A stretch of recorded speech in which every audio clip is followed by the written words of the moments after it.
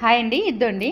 ఇప్పుడు అంచులకి అది మార్చేసాను. ఇది ఇంతకుముందు నేను కుట్టింది అంచులు కుట్టడానికి, ఇది వచ్చి పాదం కుట్టడానికి. చీర ఫాల్స్ కుట్టడానికి ఈ పాదం ఉపయోగించాలి. దీంట్లో ఇక్కడ నెంబర్ మార్చాలా, అది ఇంకొక చిన్న వీడియోలో చేసి చూపిస్తాను. ఆ నెంబర్ ఎలా చేంజ్ చేయాలా ఏంటనేసి. ఇదిగోండి, ఇప్పుడు ఇది వచ్చి జస్ట్ మామూలుగా మనం ఫాల్స్ ఎలా పెట్టుకుంటాం తెలుసు కదా మీకు అందరికీ.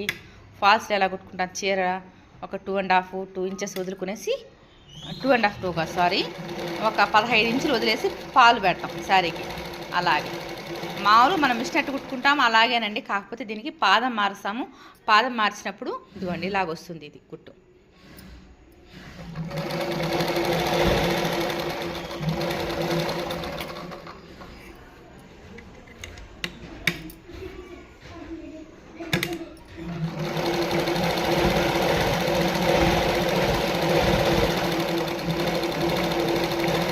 చూసారు కదండి, నీట్గా వచ్చేసింది ఫాల్స్ కుట్టే విధానం.